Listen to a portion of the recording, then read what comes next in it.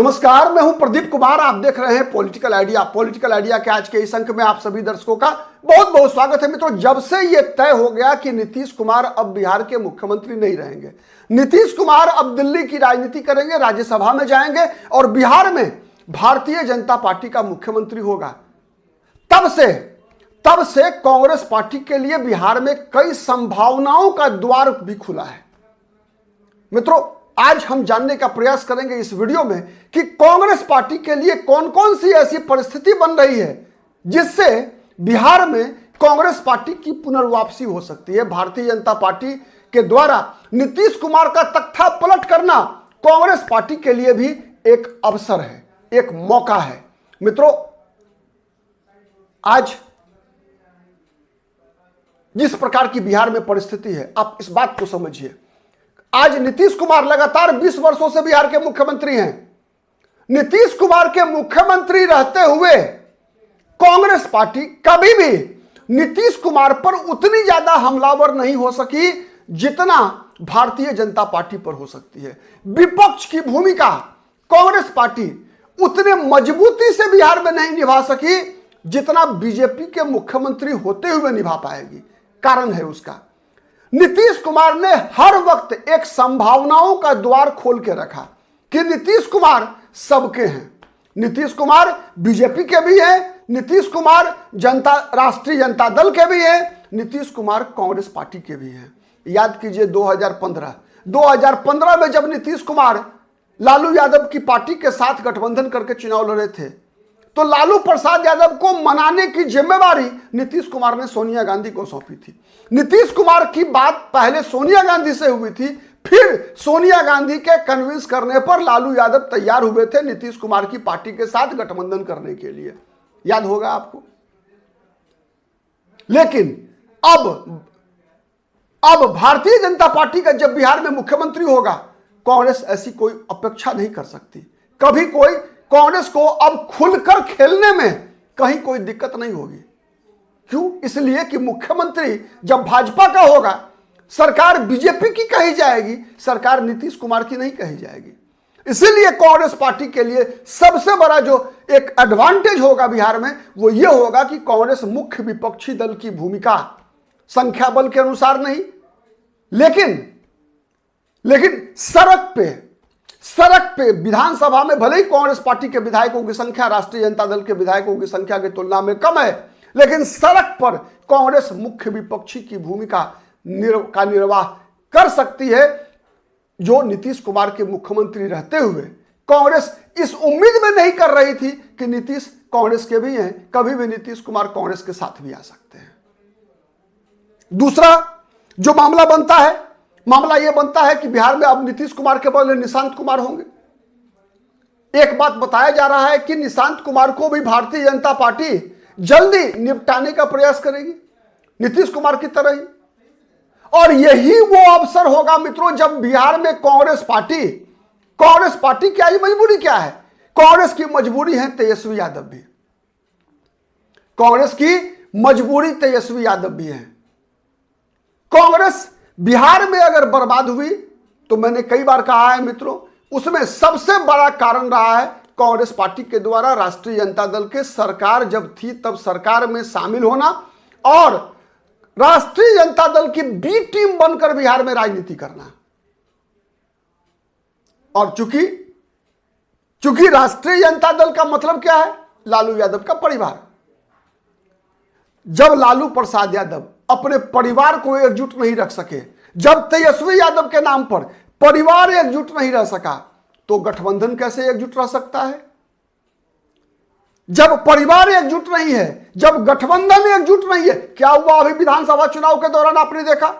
Congress party के उम्मीदवारों के खिलाफ आरजेडी ने फ्रेंडली फाइट के नाम पर अपने उम्मीदवार खड़े कर दिए।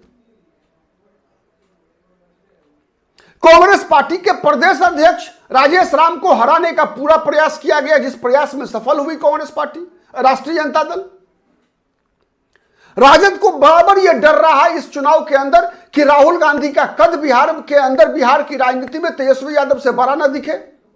इसीलिए जब राहुल गांधी ने वोटर अधिकार यात्रा किया, उसके बाद तेजस्वी यादव ने कुछ ही दिन के बाद बिहार अधिकार यात्रा पर निकल गए। तो ये ऐसी परिस्थितियां बिहार में बनी मित्रों, जिससे विपक्ष कभी भी एकजुट नहीं रह सका और बीजेपी और नीतीश कुमार के गठबंधन के खिलाफ वोटों का विभाजन नहीं हो, इसीलिए कांग्रेस पार्टी का गठबंधन में रहना राहुल गांधी की मजबूरी। कांग्रेस पार्टी की मजबूरी है कि कांग्रेस पार्टी पप्पू यादव को टिकट लोकसभा का नहीं दे सकी। कांग्रेस की तेजस्वी यादव के साथ गठबंधन के कारण यह मजबूरी है कि कांग्रेस पार्टी बिहार में अपने कन्हैया कुमार को बिहार की राजनीति में खुली राजनीति करने की अनुमति नहीं दे सकती।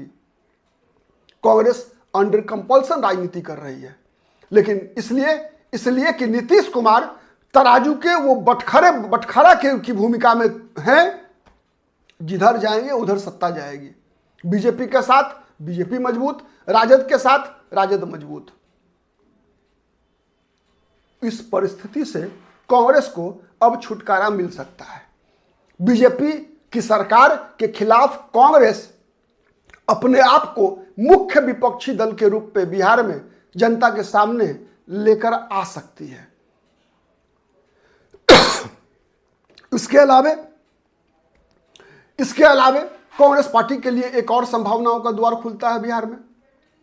जैसे कांग्रेस पार्टी अब पप्पू यादव, कन्हैया कुमार जैसे ऐसे चेहरों को बिहार की राजनीति में महत्वपूर्ण भूमिका दे सकती है, जिसके कारण भारतीय जनता पार्टी का विरोधी जो वोट समूह है वो कांग्रेस के नेतृत्व में एकजुट हो सकता है। कांग्रेस उसके लिए पहली प्राथमिकता बन सकती है। और यह परिस्थिति केवल अब बिहार के 2030 के विधानसभा चुनाव ही नहीं, बल्कि 2029 के लोकसभा चुनाव के लिए भी कांग्रेस पार्टी के लिए कहीं ना कहीं रामबाण होगा। उसके अलावे अब आप अनुमान लगा लीजिए, भारतीय जनता पार्टी यहां जिस प्रकार की राजनीति करती है, आप इतिहास गवाह है मित्रों बिहार का। बिहार में लोकसभा चुनाव 2024 के आंकड़े, 2024 में कांग्रेस के 2 मुस्लिम उम्मीदवार थे।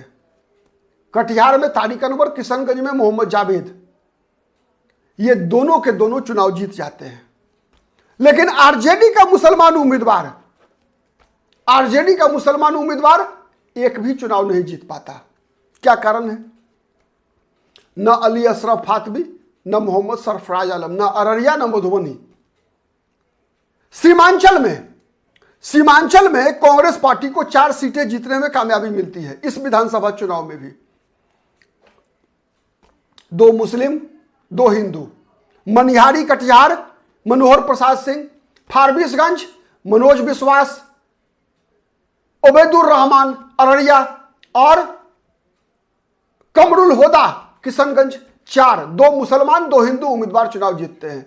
आरजेडी का एक भी उम्मीदवार मुसलमान सीमांचल से चुनाव नहीं जीत पाता। क्यों? इसी में छुपा हुआ है कांग्रेस पार्टी के भविष्य की मजबूती का कारण। लोकसभा चुनाव में कांग्रेस के मुस्लिम उम्मीदवार चुनाव जीत जाते हैं। सीमांचल में कांग्रेस के हिंदू उम्मीदवार भी जीतते हैं, मुसलमान उम्मीदवार भी जीतते हैं। आरजेडी को संजोग से बहुत ही छोटी मार्जिन से एक सुरक्षित विधानसभा सीट पर केवल रानीगंज सुरक्षित विधानसभा सीट पर केवल जीत मिलती है। केवल 2025 नहीं, 2020 के विधानसभा चुनाव में भी यही हुआ था मित्रों। 2020 के विधानसभा चुनाव में भी केवल एक किशनगंज की विधानसभा सीट आरजेडी जीतने में इसलिए कामयाब हुई थी, इसलिए कि वहां पर एक निर्दलीय उम्मीदवार के रूप में गोपाल अग्रवाल चुनाव लड़ लिए थे। एनडीए का वोट बट गया था, जदयू का वोट बट गया था, इसीलिए राजद वहां जीत गई थी। चाहे 2020 का विधानसभा चुनाव हो, चाहे 24 का लोकसभा चुनाव हो, चाहे 25 का विधानसभा चुनाव हो, हर जगह आरजेडी कांग्रेस के लिए एसेट नहीं बल्कि लायबिलिटी रही। अब कांग्रेस जब मुकाबला सीधा नीतीश कुमार से नहीं है, भारतीय जनता पार्टी से है। कांग्रेस पार्टी के लिए भारतीय जनता पार्टी का मुख्यमंत्री होना पहले की तुलना में बहुत ही बेहतर स्थिति पैदा करेगी। आप कितने सहमत हैं कमेंट करके बताइएगा। वीडियो पसंद आता है लाइक कीजिएगा, शेयर कीजिएगा, जिससे कि अधिक से अधिक लोगों तक हमारी बातें पहुंच सके। आज के लिए इतना ही। नमस्कार।